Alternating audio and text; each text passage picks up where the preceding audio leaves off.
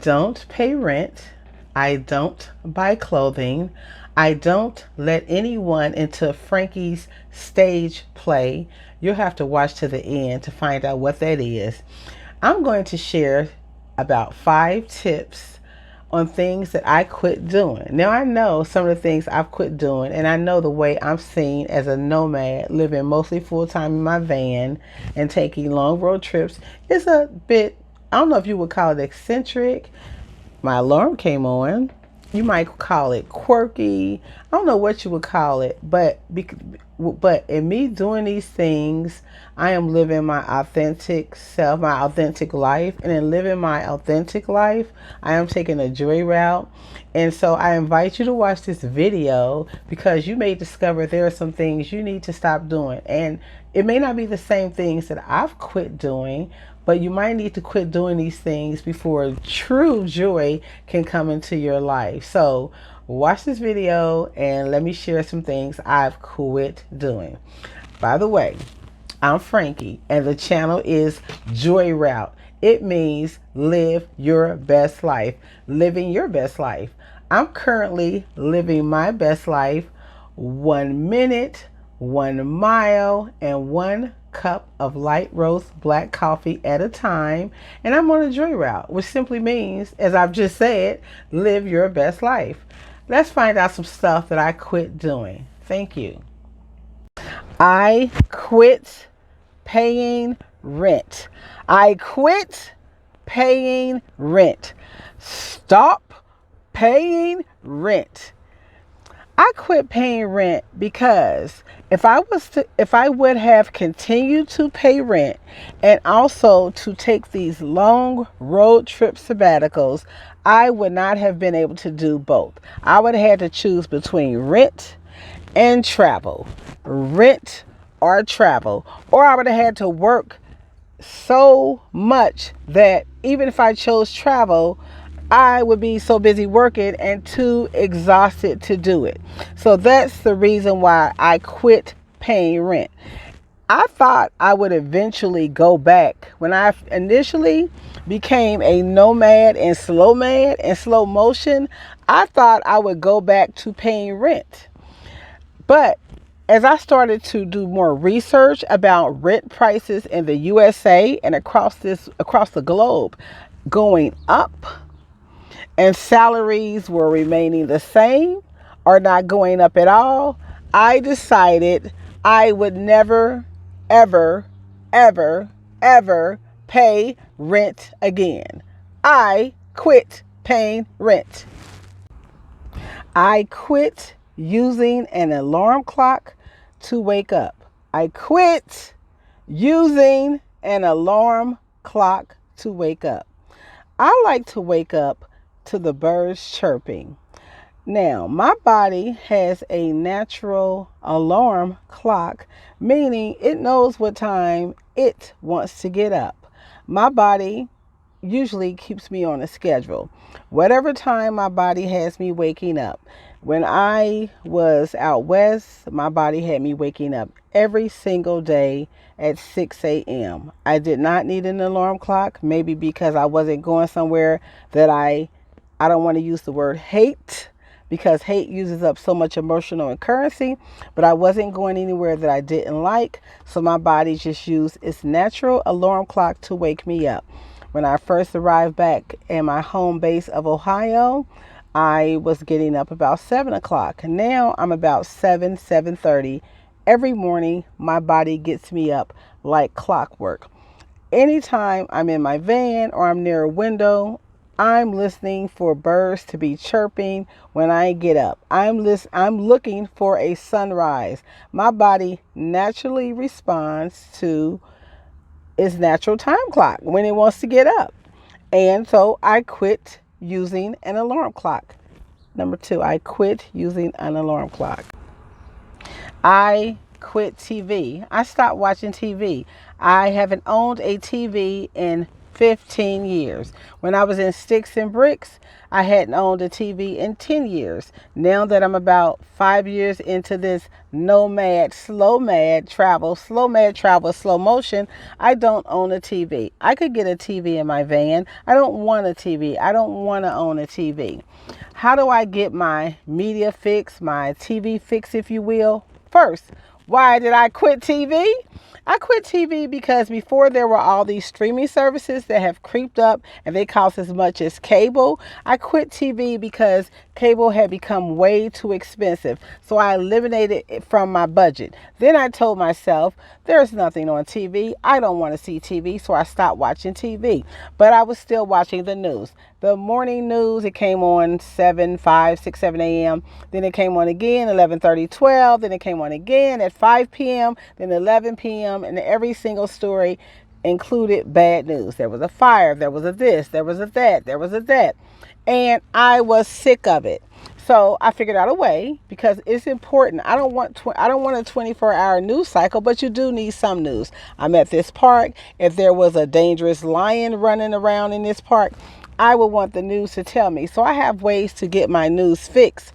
I want to know what's going on in the world. I want to know what's going on, but I don't want to be bombarded. I don't want the 24-hour news cycle. So in that sense, it was very easy for me to quit TV. Now, how do I get my TV fixed? Like, what do I watch? Well, it's obvious. If I'm a content creator and I'm on YouTube, I watch YouTube. I read books. I read a lot of books. I read a lot of ebooks. I listen to podcasts. I love podcasts. So that's how I get my media fix. Let me say this. If I am driving through a city and I decide to get a hotel and there's a TV, I'll watch the TV. I consider it a luxury to watch TV. If I'm in my home base of Ohio, where I am now, and I'm at a family member's house and they're saying we're having girls' night, come on over and we're going to pop popcorn and we're going to watch this movie or we're going to do this, I will watch TV. As far as me owning a TV, I quit TV. I do not own a TV. I quit buying clothing. I quit buying clothing. I have every imaginable type of clothing there is.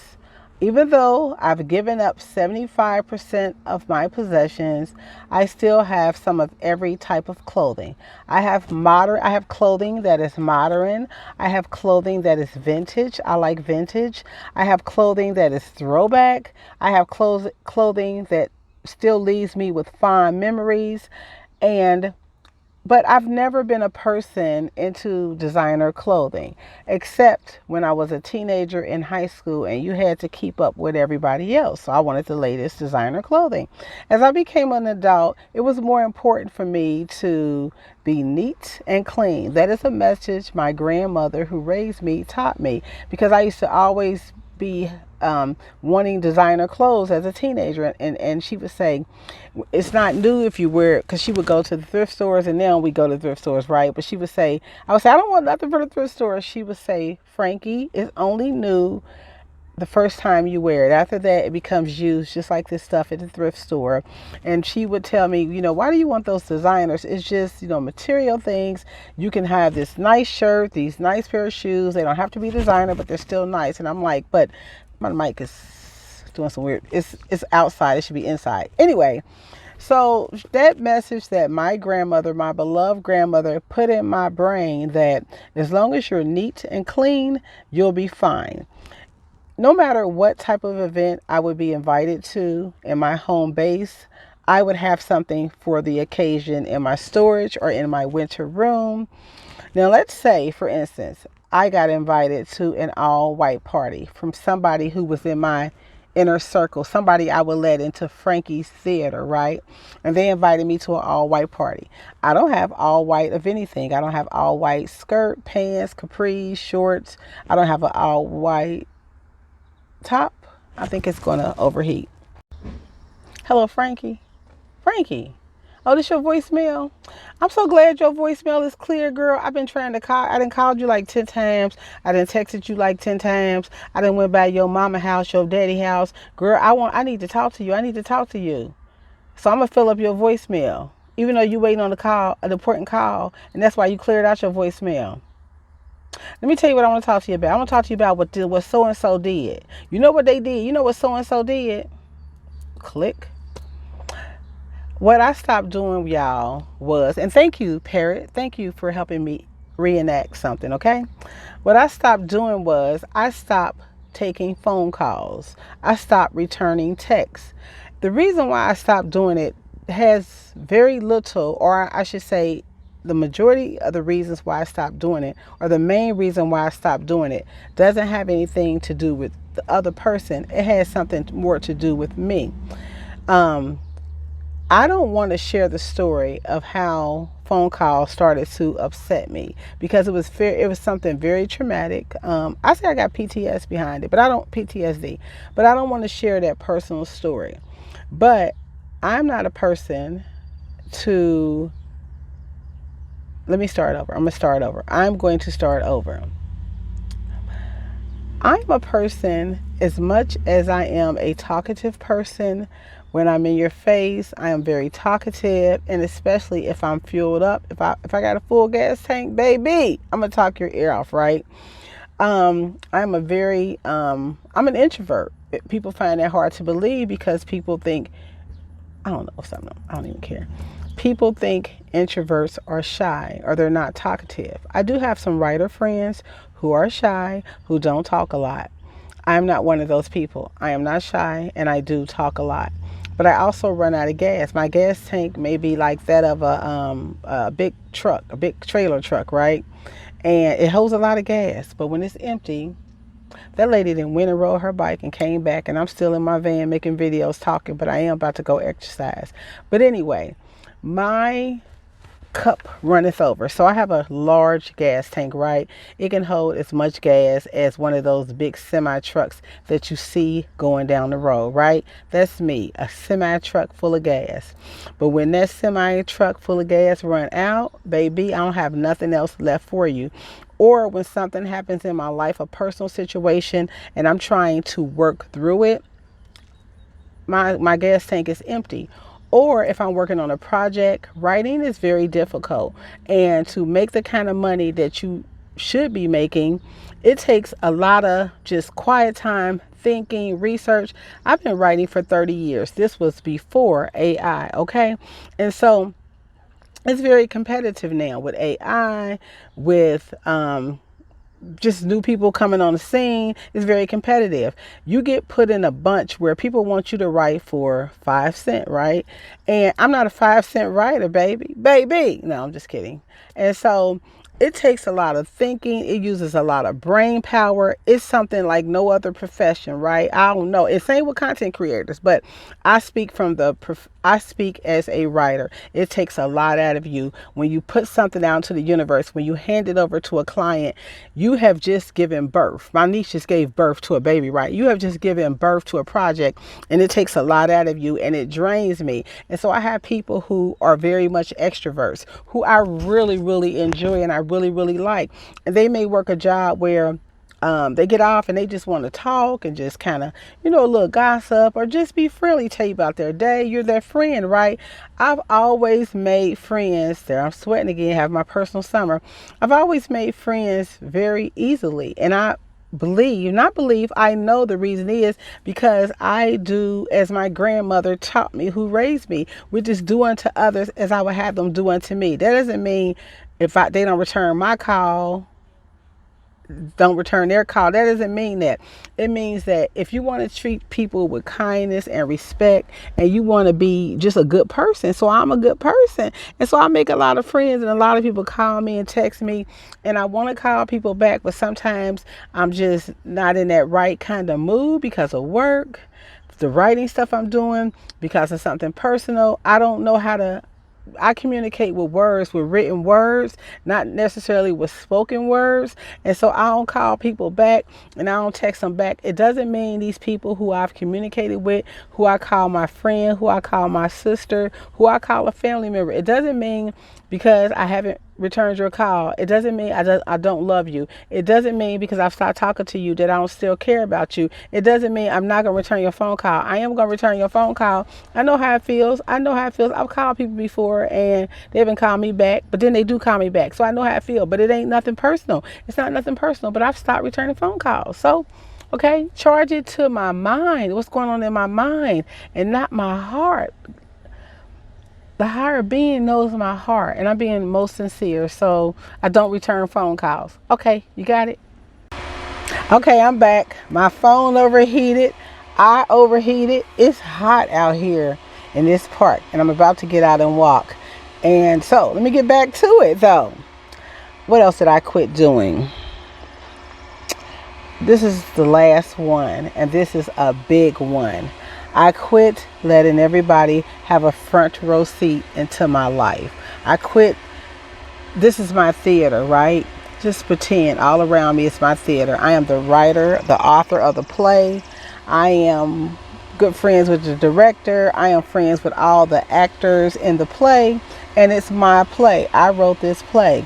And who I allow into this is a private play. It's not a public play where you can just go get a ticket and come in. This is a private play. This is Frankie's stage play. It's like a Tyler Perry production. And so I quit letting people into my theater, have a front row seat into my life that aren't, my friend used to say, you know, you and this person aren't equally yoked. And I wouldn't say equally yoked. Some people just mess up your energy. I am an innerologist and I love all people. I love people, right? But some people, because they don't have their energy in balance, right? You got to get your energy in balance. And my energy isn't always in balance as an innerologist. It's something, this microphone is looking crazy again. It's something that you have to work on.